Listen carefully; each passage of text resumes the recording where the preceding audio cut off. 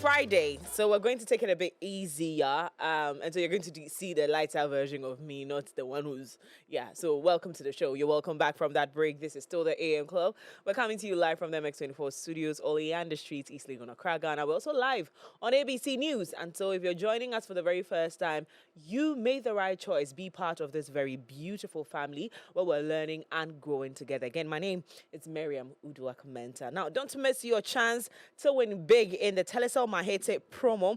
Opt in for free today by dialing *500# or visiting the Telecel Play app. Only those who opt in are eligible to win incredible prizes. 1 million Ghana cedis every month, 20,000 Ghana cedis every week, and 100 Ghana cedis daily. Once you've opted in, simply reload 10 Ghana cedis, more data, or of course, airtime, or top up your Telecel Cash wallet or fixed bot brand to earn your chance to win. Remember, no opt-in, no entry. So act now, dial *500# or open the Telecel Play app and opt in for free to join the Telecel Mahete promo.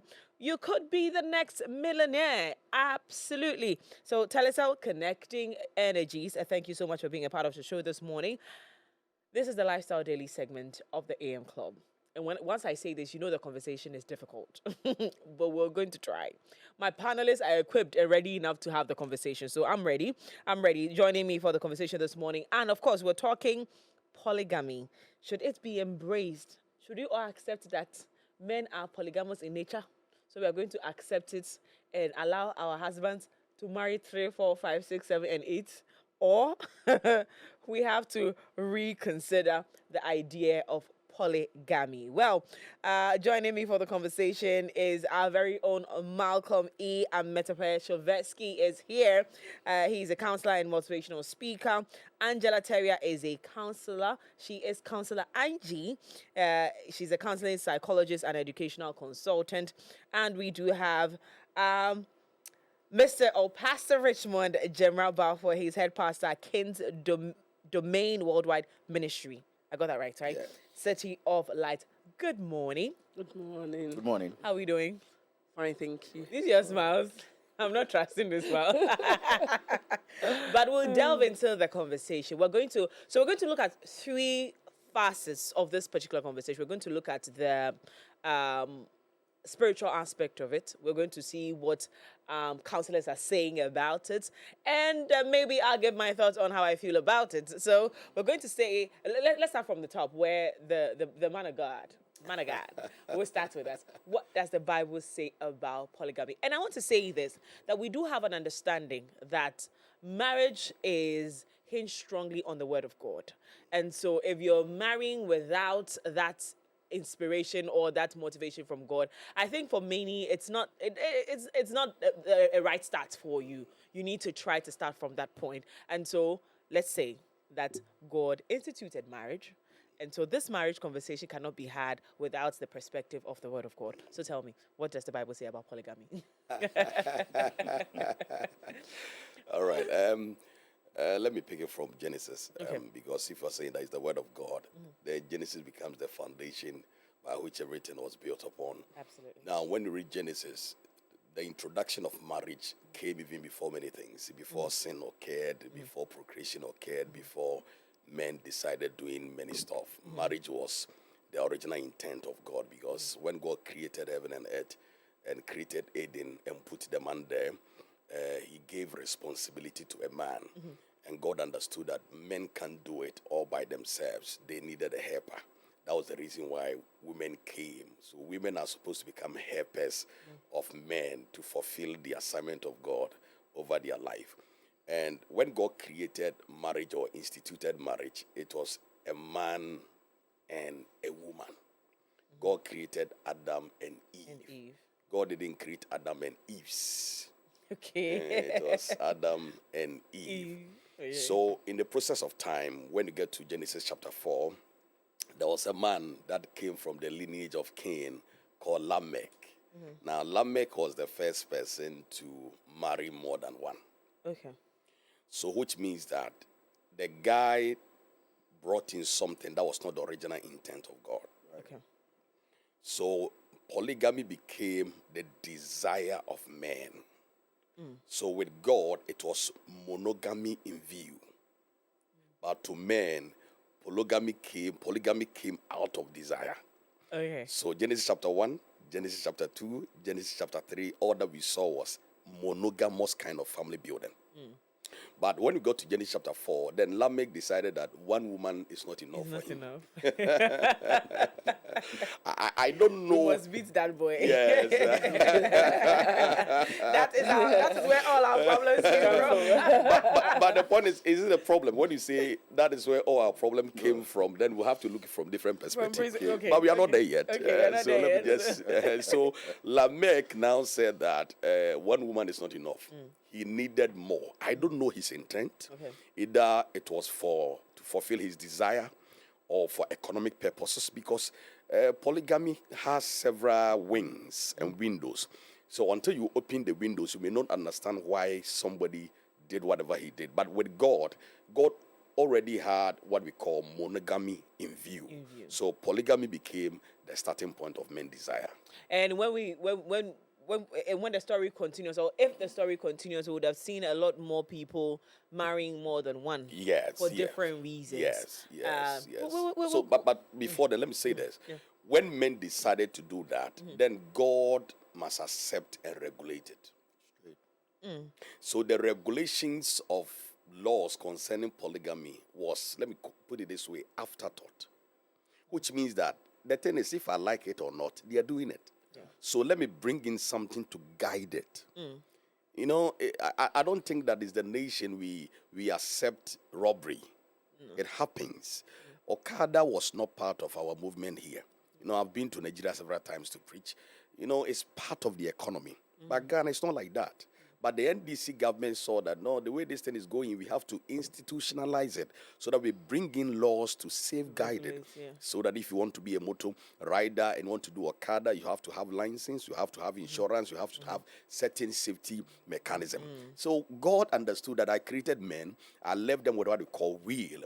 And the will of men is now in pursuit of several women.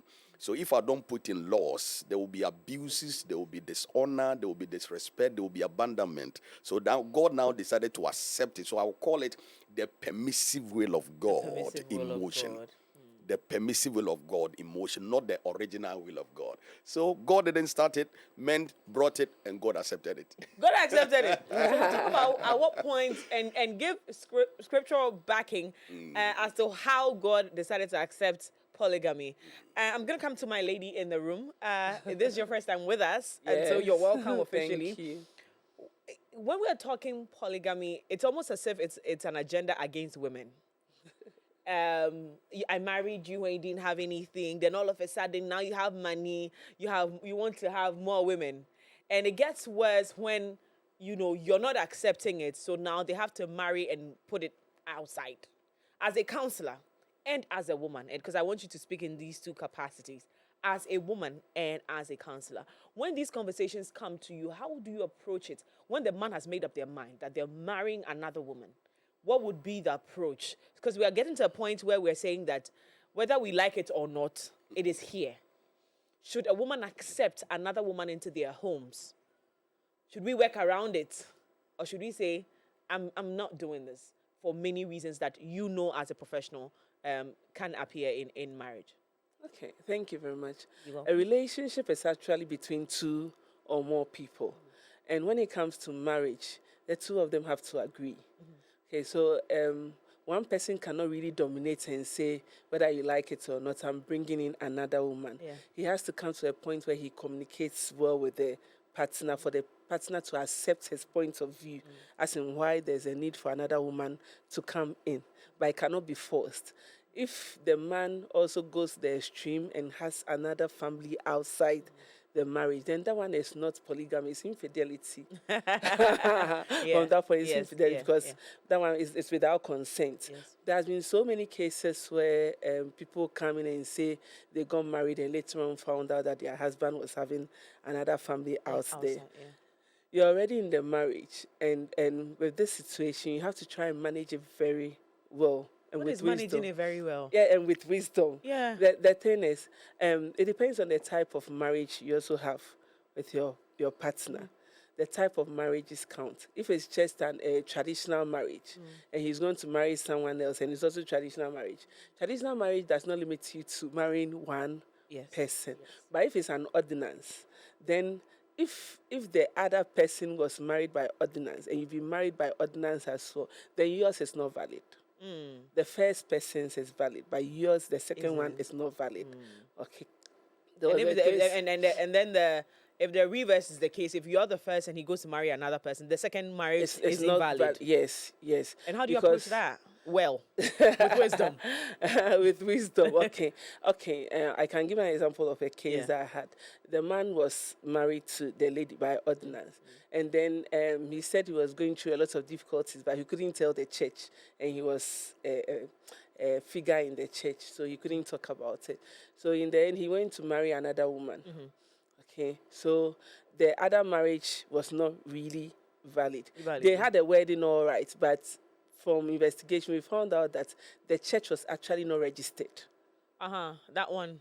So the first marriage is still... It was valid, but the first wife said she didn't bargain for it, so she was not going to accept it. Yes. So she moved out. Mm-hmm. And then when the family consulted, he said he has not told her to leave. He's still ready to stay with both of them. So he wasn't going to accept that she should leave the house, that she should come back. Yeah. But she was also saying no. She prefers one man, one wife situation. So in the end, the marriage had to come to an, yes, it had to come to an end. Yes, it didn't work. Okay, so in this case, did she act in wisdom or did she act right? Okay, The man at of the God beginning, wants to talk, but you know, we all have our preferences. Yes. We all have our expectations of what we want to see in marriage. Yes. Etc., etc. We have all this long list as women, okay?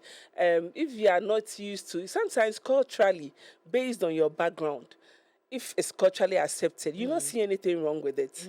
I have some friends who are in polygamous marriages, and they are okay, and they are all intellectuals. Do you know what's funny? My sister and I, like I always tell you, my sister and I always go over these topics. And she said something, she was like, Mimi, I don't want to have this conversation, but this is what I'm going to say. If it is you who is about to marry into a rich man's house and you're going to be second wife, there's no problem with it. But when it is another person coming to marry into your rich man's house, then you're angry. So it's neither here nor there. So she left the matter on my head. It's selfish I interest. said, girl, bye. That's not even what we're talking about. Then she was like, have you ever seen a poor man say he wants to marry a second wife? Right. It never happened. So just so you know, if the table is turned around and you're the one being taken in as a second wife, it's never a problem. Polygamy is good. You don't even mind living outside their home. Like, you have a separate home. He sees you twice a year. You don't have a problem. But when it's your husband and someone is coming, that one is a problem. You become emotionally sensitive. Because it's your husband. Yes, it's your husband, and there's intrusion.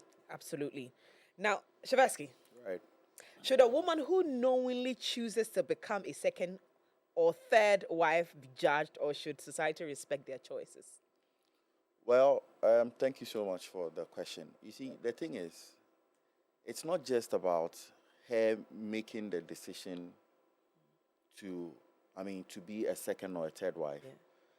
The thing is, is she psychologically ready for it?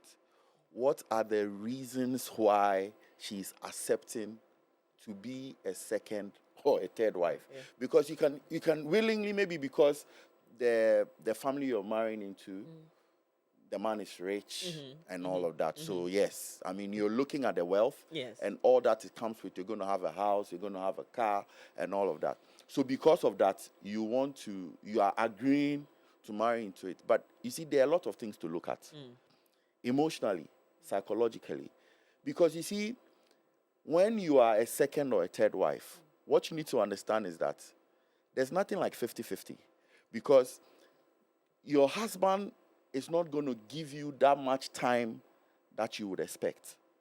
Or that you require. Or you require. Yeah. Because imagine the other wife is getting more attention. The other wife is pregnant. He's spending more time with her. he's bought her a new car and all of that, how are you going to feel? Yeah. That's the most important thing. Like we accept to be second wives, third wives without thinking about the consequences, without looking at the real issues. Okay, now I have all the money that I want, but now I'm not getting the man. He's not making that time for me.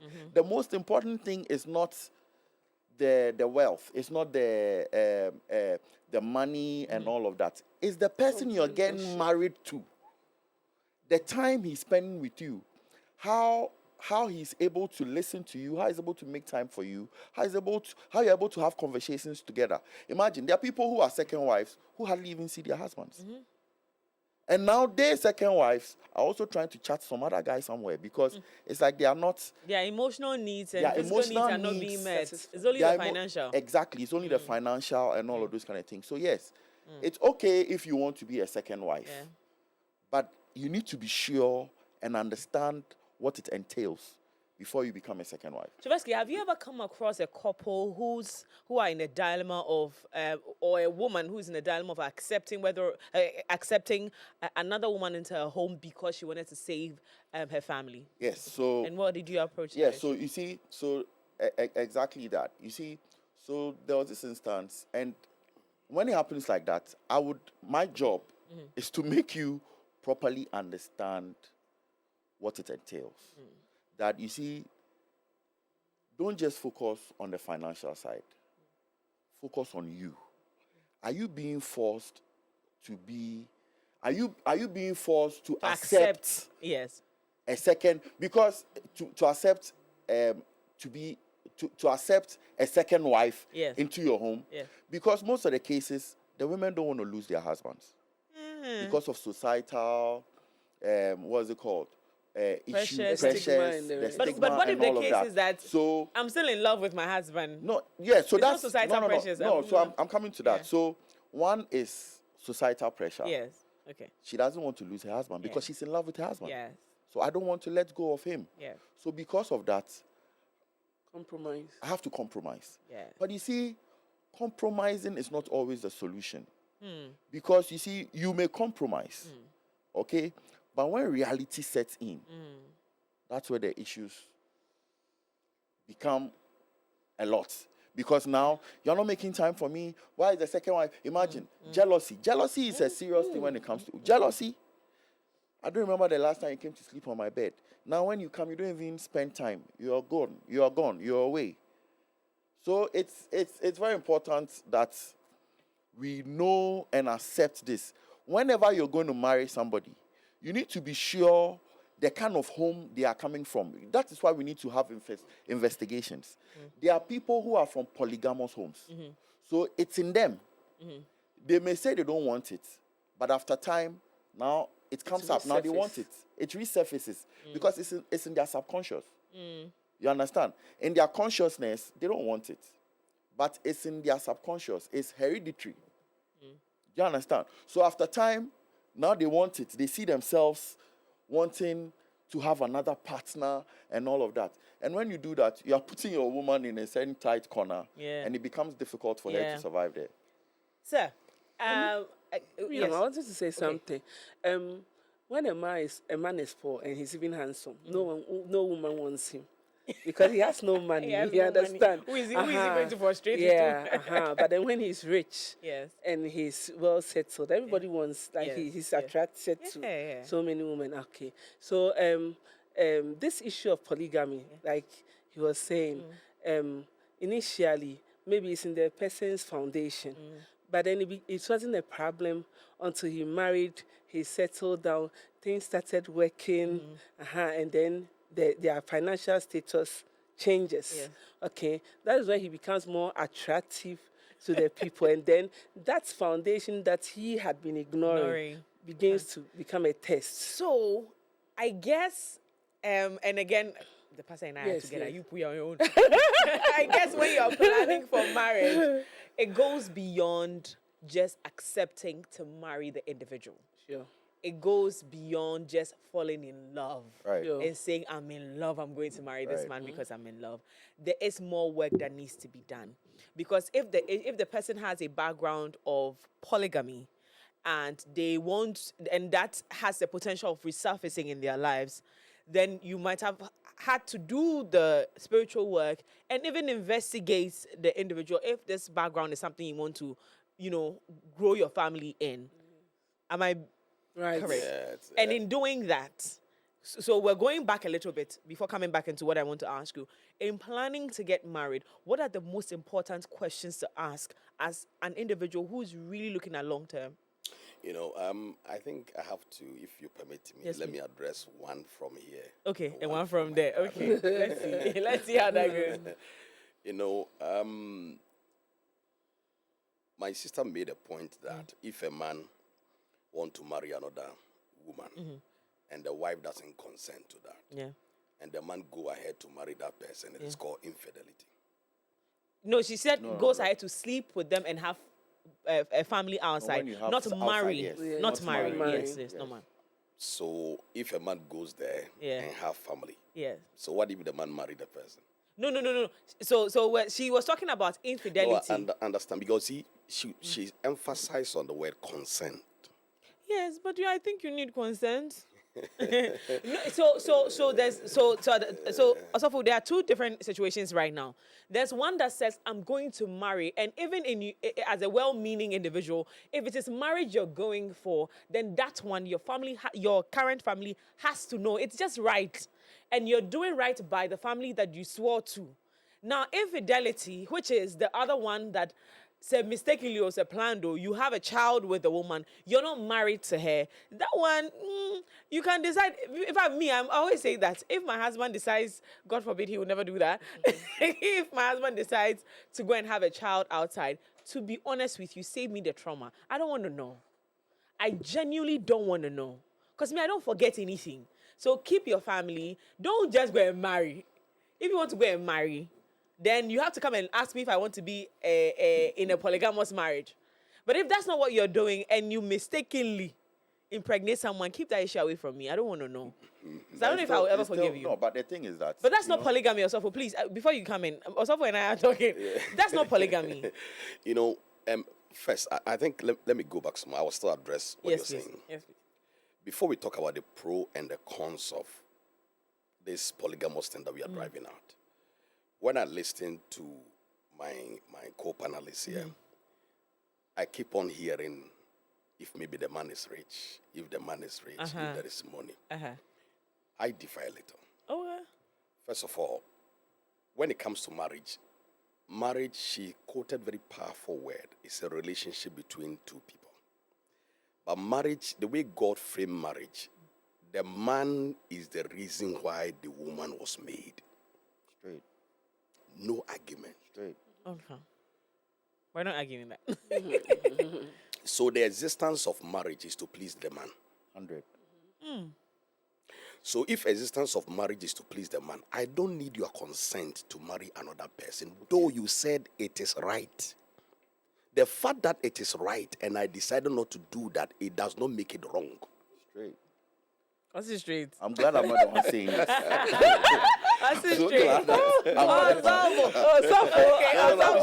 glad I'm just addressing the general stuff before we talk about the pro and the cons. Okay. I just want to emphasize the part that when it comes to marriage, Okay. is to please the man. Paul said that the woman was created for the man, and the man was created for God. So if the woman was created for the man, the existence of women is to please the man. Okay, we agree. So Don't if worry, you I'm refuse stretching to a please point. your man, he would go for another. Massa. That's not what I'm he's doing. stretching it to a point. So if that one is settled, Yeah. then men decide to make choices. Yeah. But mind you, it's not every woman that marries a man because of money. Oh, for sure. Sure. No, for sure. So which means that before we talk about the benefit one gets in every relationship or Relationship, marriage, yeah. the baseline is that there is affection. Absolutely. So I'm marrying to a person, Yes. and I found another person that I am. You also made a point, before I forget, you said that there are people, their background is polygamous in nature. Yeah. I don't believe that is their background. I believe that it's in the nature of every man to have more things. it takes discipline to stay with one. I said this- I fainted. Yeah. I fainted in the middle of that, but let's go. It takes discipline Yeah. to stay with one. I agree. I don't totally need agree. a background to Two. choose more. When Lamech chose more, he had no background. Okay. So the desires of men, economics will say that it's insatiable. So if I choose to be with you, I choose to be with you by disciplining my desire. It doesn't mean that when I your go out, I principles. don't see other people that appeals to my desire. You're right. But I just chose to be with you. You are completely So correct. then when we begin to talk about the unfairness, the jealousy and everything, Yeah. let's establish the fact that men can decide to marry many. Based on the culture that we are in, it even permits so. Now, when you look at the scriptures, it also permitted so. So God decided to regulate it. So my brother made very important point. And when I was hearing my brother, all that I could see is the negative aspect of being a second or a third wife. But even personally, I don't believe what a second or third wife. I don't know that a second something called third or second wife. Is the one who comes after the first one? Yeah, because you are married somebody's first. But if I marry another person, marriage is marriage. So she's your wife. She's my wife. There is no first or second or third wife. You are my wife. Okay. The position doesn't matter. There is no class in marriages. It's the society. Yes, so there is no class in marriages. So if I marry you today and I marry somebody tomorrow, you are not the first or you are not the second. All of them are wives. So since all of them are wives, now God now must regulate it because he understands that something about somebody will make me gravitate towards the person more. So if it's clothing, I don't have to give her one and I don't have to give you two. It must be equal. Which means that anybody that want to enter into it must understand what he want to enter into. When you understand it, then there will be fairness, there will be everything. But as to my position, as we are going on, my position, okay. But I just wanted to just Establish that. yes. Okay. The conversation, I know there has to be a part two because this one, dear, part one to me, okay. Now, I think you have established that in God's original plan, it was supposed to be one. But as God has given us two different types of wheels, the God's wheel and the permissible wheel. Even of God. three. Even three. There's a third Yes, one. yes. Please let me hear the third one. I've never heard the third When one. you read Romans chapter 12, verse 1 and 2, Romans 12 talks about the fact that I beseech you, therefore, brethren, by the mercies of God, that you present your body as a living sacrifice, holy and acceptable unto God. So when you come to verse 2, it said, do not conform to this word, but be transformed by the renewing of your mind. So it talks about the perfect will of God, talks about the permissive will of God, and talks about the will of God. So there is a perfect will, there perfect is the will. permissive will, and there is the will of God. Okay. So there's a perfect will of God. Me, I want God's perfect will. I don't care about it. I want God's perfect. If a man is in a polygamous marriage and becomes a Christian, should the church expect him to leave his additional wives, which happens to what happens to his responsibilities towards those women and their children? You know, when you read even the New Testament, now when Jesus was addressing issue concerning marriage, Jesus said, in the beginning, it was not so. It was a man and a woman. Okay. Now, when Paul was addressing the church, a letter to Titus, a letter to Timothy, to the pastors, he said, the only group of people that are supposed to marry one wife is if you are a bishop or you are an elder. Yes. So if I'm a Christian, just ordinary Christian, without occupying said positions, I can marry two.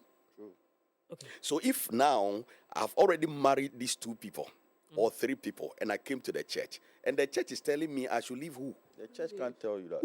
Who should take care of these people? In as much as that we want to talk about the original plan of God, when some people are already in it, you guide them to be fair to each other. So assuming this woman has been with me for more than 10 years, left, sacrificed, even gotten pregnant with me, and I said, now I'm a Christian, so I should abandon her. Who should take care of her? Who should take care of the church? So those years that she spent with me, I should leave her because my faith, the word of God doesn't become explicit on that. The only people that the word of God is explicit on is those who are bishops, and bishop means a pastor and elder. Yes. Somebody should say, I made a bishop. Maybe a prophet. Maybe a pastor. And the bishop wanted to be prophet. Now, there is the assumption that once you allow your husband or your husband to marry another woman, it reduces infidelity in marriage. recently there was a movie that was trending on Netflix. It was called The Polygamous, isn't it? Polygamous. Yeah. The Polygamous. I painfully watched that show because my friend Victoria decided that she's the weapon fashioned against me. Tortured me. And one night we watched the entire season or the entire season of The Polygamous. And I know I had fluctuating emotions throughout the movie. But one thing I realized was that assumption was killed in that movie. I can't say this is real or that human beings doing this, but based on some of the things we've said, some people you can see traces of it. I'm just saying that, is it fact that allowing your husband to marry second, third wife can reduce or will reduce infidelity in marriage? I want you to have it, you have it, and all of you have a take on this particular one.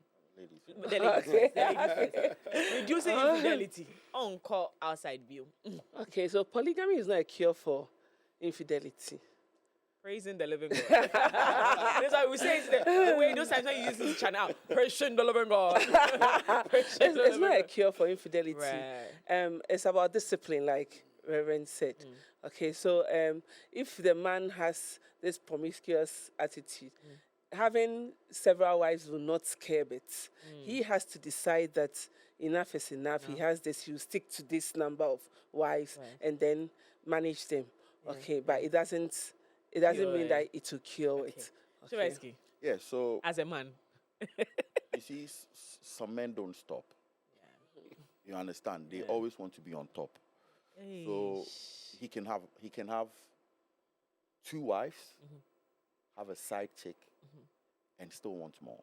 You understand? So it's dependent on the man. It's an attitude, no issue. It's an attitude. It's part of him. So it's dependent on him to say that, no, I don't want to do this again. I'm okay with this. I want to manage this and stay within it. You understand? But it's not like once you have a second wife, yes, that's what he has made official. But that doesn't mean he's sticking to it. He could have a billboard and still have some posters somewhere else. Reverend, your take on it. Why is he having revival? You know, the fact that after one, he went in for another, doesn't mean that nothing can stop. Yeah. You understand? If the desires in men can be kept by marriages, then the first one should have been enough. But for him to go to the second one, then there is a probability that he can go on and go on, because we have plethora of example in the scripture. Even when Saul was chasing after David, he had 3 wives already in the desert. He had no place to stay.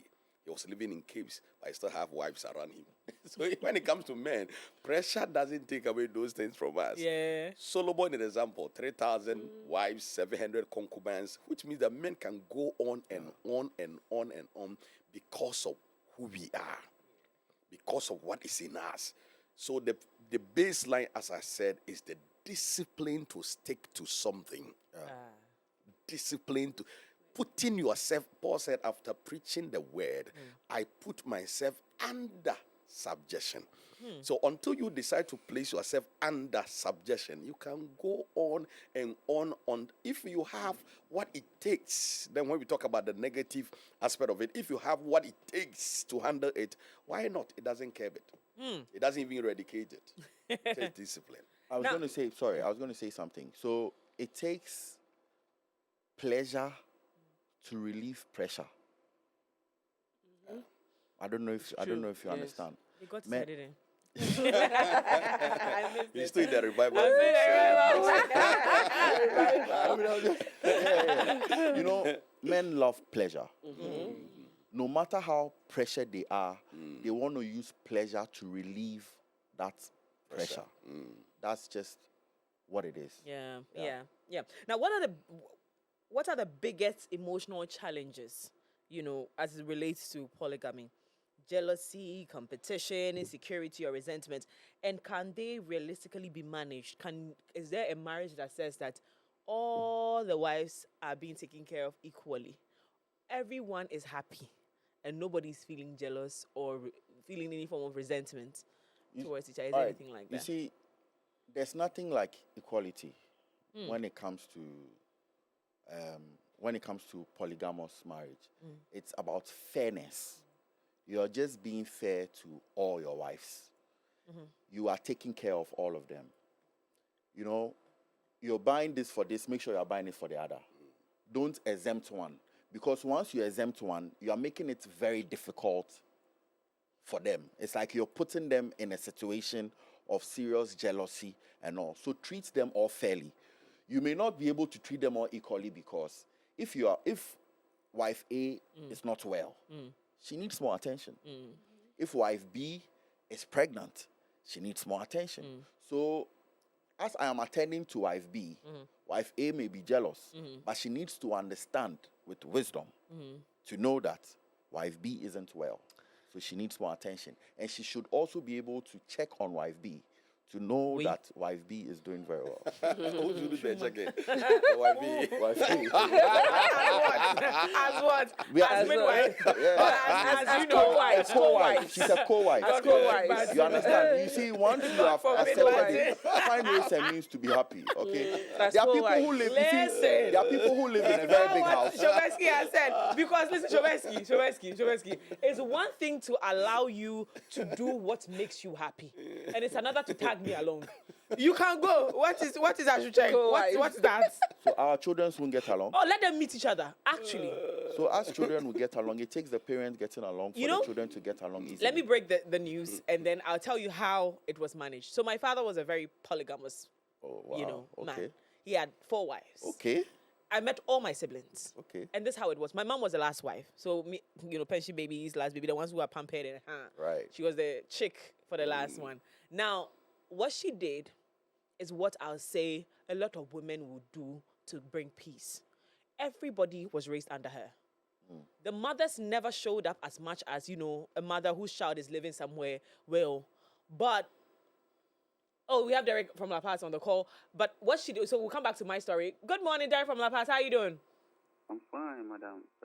Awesome. I'm calling from La Paz, as you said. Okay, Derek. I want to add one issue that the man said. Okay. Who is in yellow? Oh, that's Shoveski. Yes, Shoveski. Yes. What I want to, I'm having 2 wives, But You have 2 wives? Yes. Well done, sir. Thank you. Women, everybody has his own attitude. Come again with that. Everybody has his own attitude. His own attitude, yes. Yes, please. You can never satisfy everybody. The only thing that you can do is just keep them happy, as he's saying. But jealousy is there. They will jealous no matter how. Even if you got everything for them, and you should know that too. Okay. Then you say something, you should do anything equally. If women want to be served, you can buy something, this car for someone. The person can work at them and add one thing. Oh, if my husband will bought this, he will say, if my husband has added me one, that will bring a problem.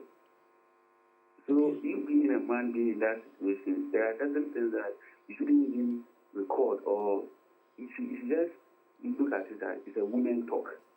You understand? So that's my experience. Because Okay. you do everything for them. So you say even in bed, you do everything. So they'll say, hey, yesterday you went here. So that you see, it's a lot. So you need the men to know how we can handle them. That's all. Thank you very much, Derek from La Paz. We really appreciate your contribution. The question is,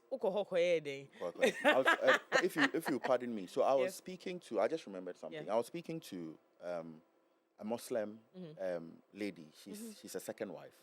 Okay, and she was telling me, young lady, educated and all of that, and she was saying that they all live in the same house. Yeah. Okay, they have different rooms Yeah. and all of that. So she was doing her best to cope with the first wife. Okay, but it started well, but it got to a point now. It's like she's moody. She doesn't want to get along and all of that. So she was asking me, so what should she do?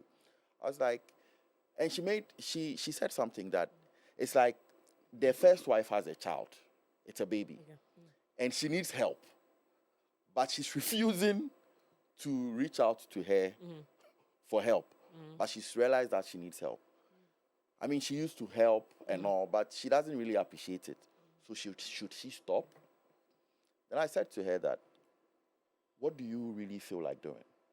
The thing is, if you're in the same house, help her if you can.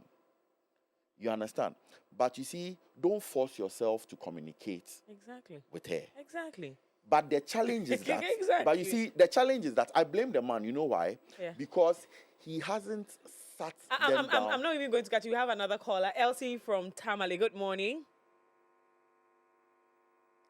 Hello, Elsie. Good morning. How are we doing?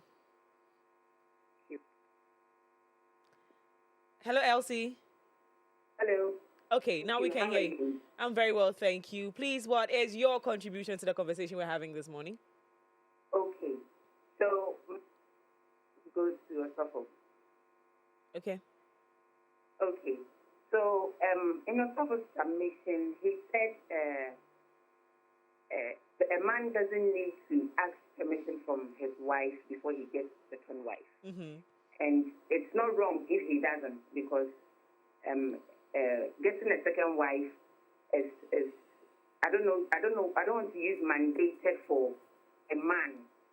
Mm-hmm. But in this modern setting where two people come together financially, emotionally, and everything to be in a marriage, I think it's a sign of respect to at least talk to the wife.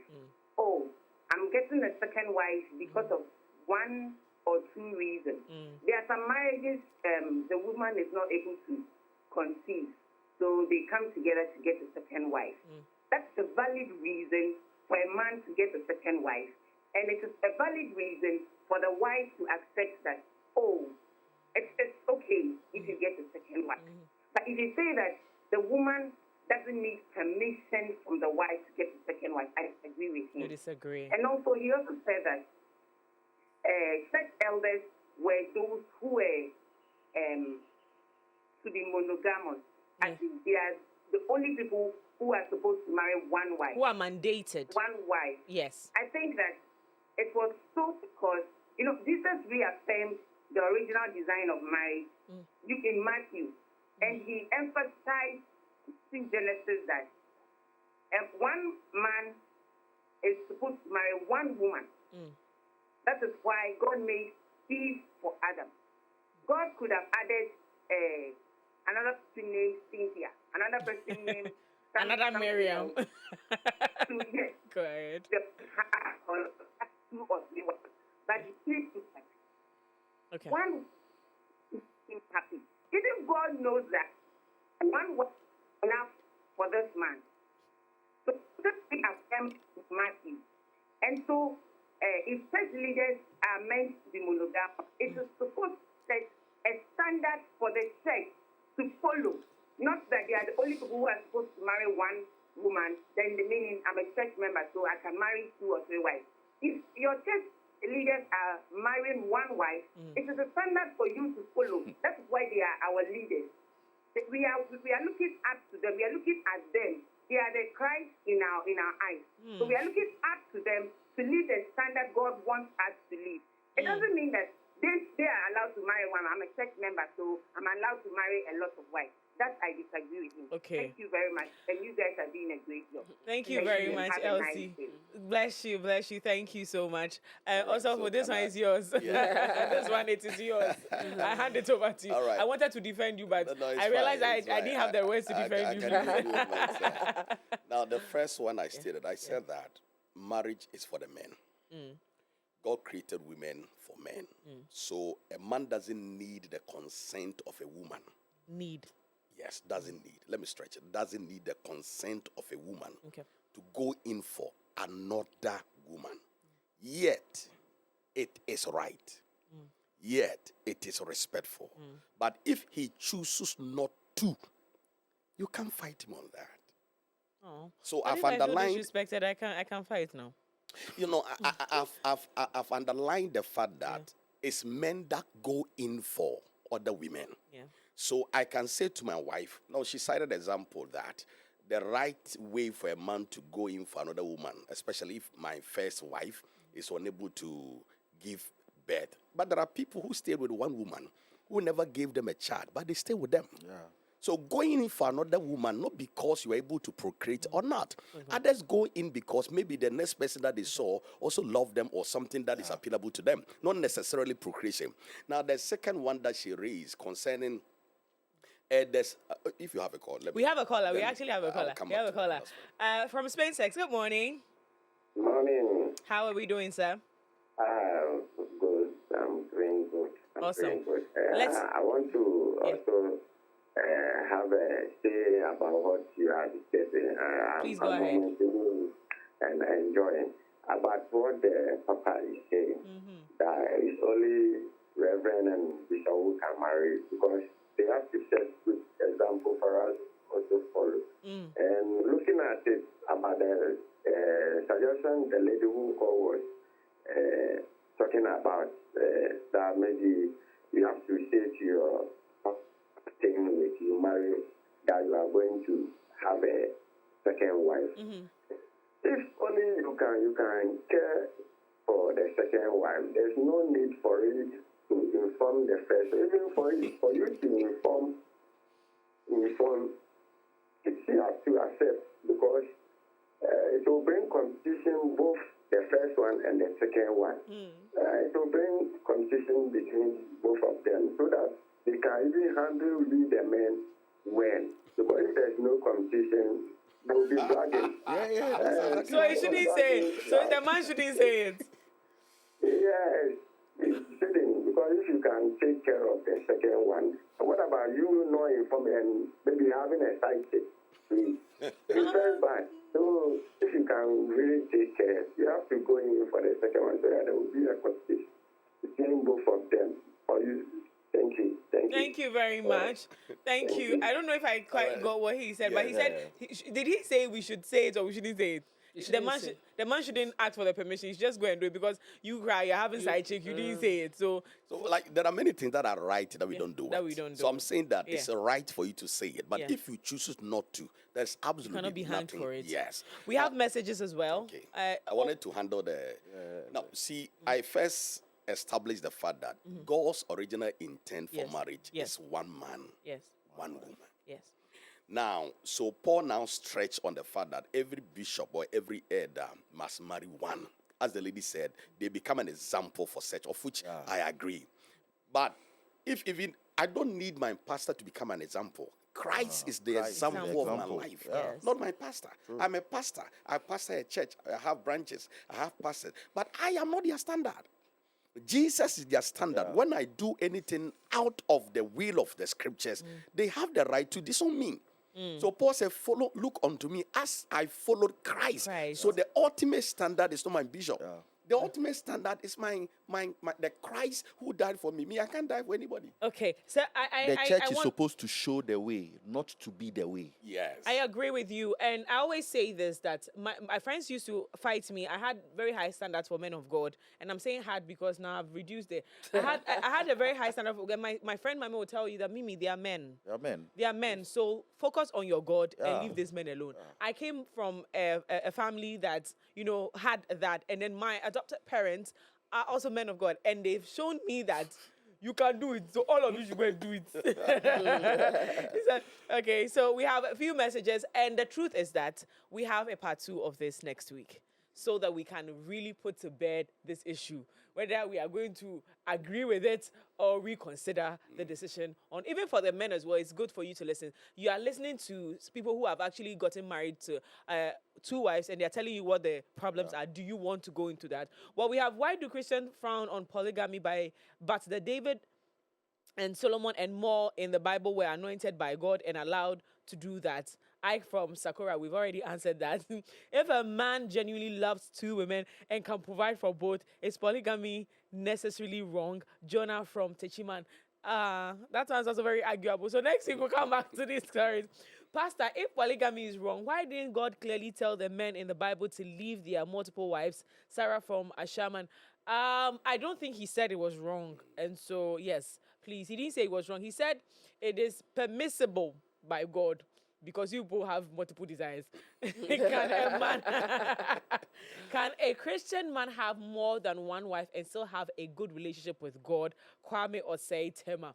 Is that possible? Perfectly possible. Perfectly. Pastor said it's possible. Perfectly. You have a beautiful relationship with God. Yeah, You have God- 2 wives. yeah. It's not. God wouldn't judge you because you have.